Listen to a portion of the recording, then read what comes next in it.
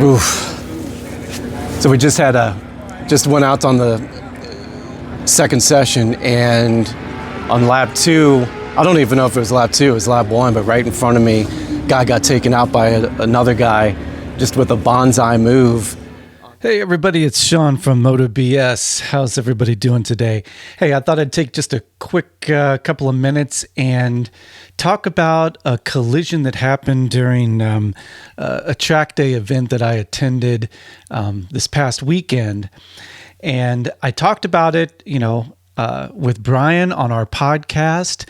You can check that out, episode 27 on YouTube, and also the audio version on your favorite podcast app, whatever you use. We're on Apple, Spotify, you name it, we're out there.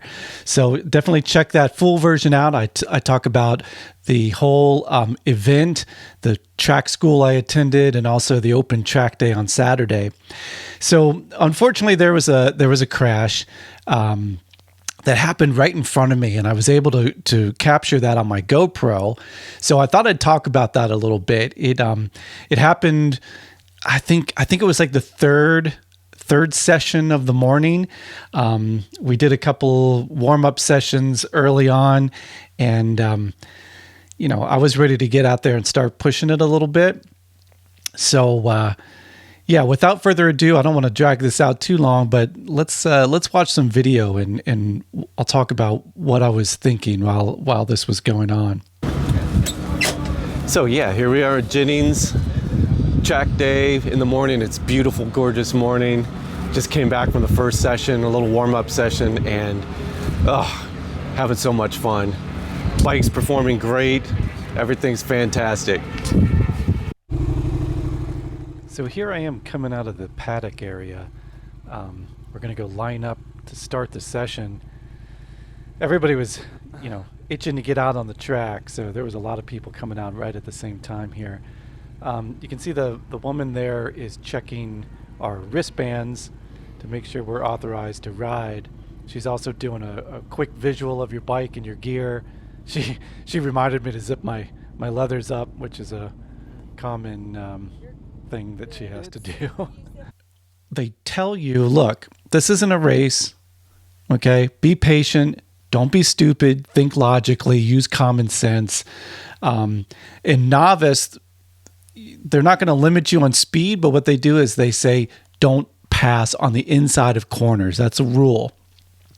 At this particular track, which is Jennings GP here in Florida, you're not allowed to pass on turn 2 and turn 12. Those are high-speed kinks, and for novice, it's just way too dangerous to try to, even on the outside, it's just better to have that standing rule. No passing on 2, no passing on 12. So here we are getting ready to finally make our way out onto the track. The track worker, it kind of gives a little bit of a separation there for a few seconds. You don't want to get too bogged down. Now, again, they tell you, especially since this is a novice session, be patient, use your head, use common sense. If you're really delayed by a slower traffic in front of you, come into the hot pit lane there and let them go by, count to 20 or whatever, and go back out on a clean track.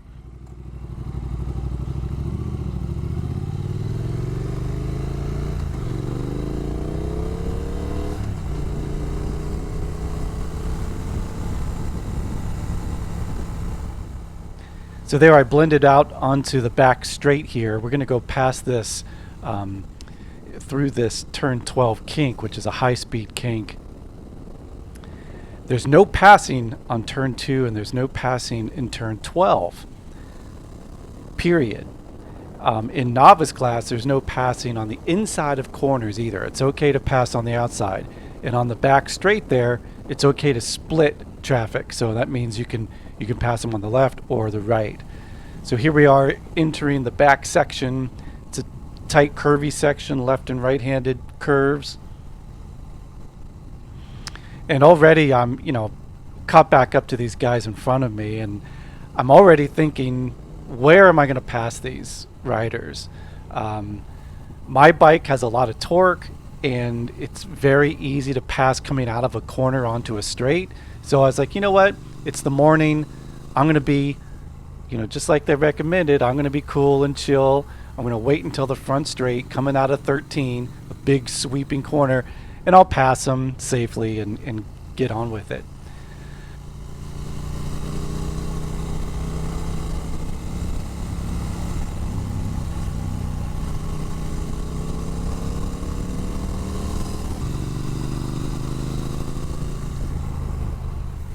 So I want to point out that I'm going much slower than I typically would. The riders in front of me were 10 to 15 miles an hour slower on the corners here. Coming around this corner here, watch my tachometer. I roll off the throttle because I see the rider coming up on my left, and it just completely freaked me out.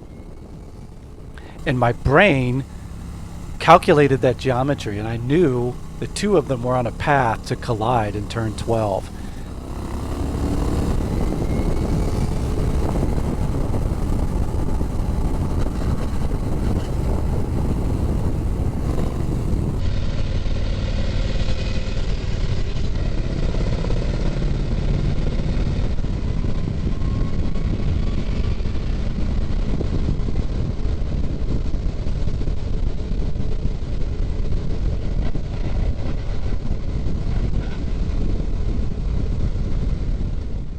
Right now, I'm just thinking, I had this overwhelming feeling of stopping to help the guy that just crashed. It's a really strange thing to just keep going, but that's what they teach you. That's the instruction. That's the track rules.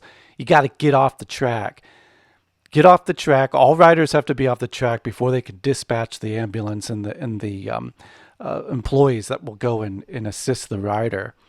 So I make it back to the hot pit lane here. And I want to tell the track workers that it happened in front of me and that I had my GoPro footage so that they could review it. I'm going to go ahead and mute this because I use some choice words here that we don't need to listen to. I was pretty ramped up. My emotions were, it was shocking to me. It was shocking that it happened in a novice class. I didn't understand what the guy was thinking, especially at that corner.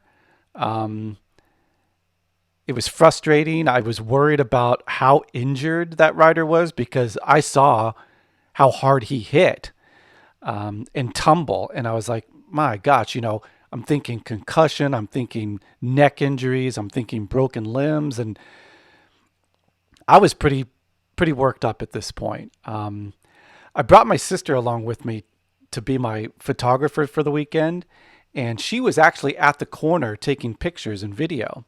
So she wasn't back at the paddock.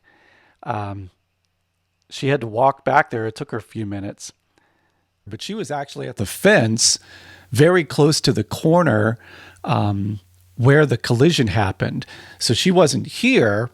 She was on her way back, and it was quite a walk, so it took her a couple of minutes to get back. But she actually caught the tail end. Just a couple of seconds of the rider tumbling in the grass. Let me show you that real quick. She's following these two guys with the camera, and then she notices out of her peripheral, I don't know whether she heard it or just noticed it by vision, but she panned back over, and you can just see on the left-hand side there a few seconds of the guy tumbling, and then that's me immediately signaling that I'm heading into the pits there. She gets back to the paddock, and I'm getting my helmet off, and I'm getting my gloves off and everything, and she asked me, do you want to give some thoughts on what happened there? So this clip here was, immediately just literally 2 or 3 minutes after the collision. So I wasn't really thinking about what I was saying. It just kind of came out. So I apologize if it's not that coherent, but I hope you can understand the situation. But it gives you kind of a sense of where my head was at the time. I was worried about the rider, and that was really at the forefront, because when my sister got back, she told me he laid on the ground motionless for a couple of minutes. And not knowing how hard he, I saw how hard he smacked the track, and I was worried, to be honest with you. So it was a relief to know that just a few minutes later, when the emergency crew got out there and they checked him out, he was up walking very quickly. He was complaining of being sore, and I'm sure he's probably still feeling it today, but thankfully he's okay. But I just wanted to share this with everybody to remind you, when you do a novice day or any class, intermediate, advanced, use your head, ride within your skill set, be smart, try to be as safe as possible. Okay, guys? And let me know what you think in the comments. I did do a full debrief in episode 27 of our latest Moto BS podcast. So definitely check that out. And come back, give us a like, subscribe to Moto BS for lots of different kind of motorcycle content. And go ride a motorcycle. Oof. So we just went out on the second session, and on lap 2, I don't even know if it was lap 2, it was lap 1, but right in front of me, guy got taken out by another guy just with a bonsai move on a corner that you're not even supposed to be passing on. And I got the footage of it. It was a bad accident, and it shook me. I gotta be honest with you. It was,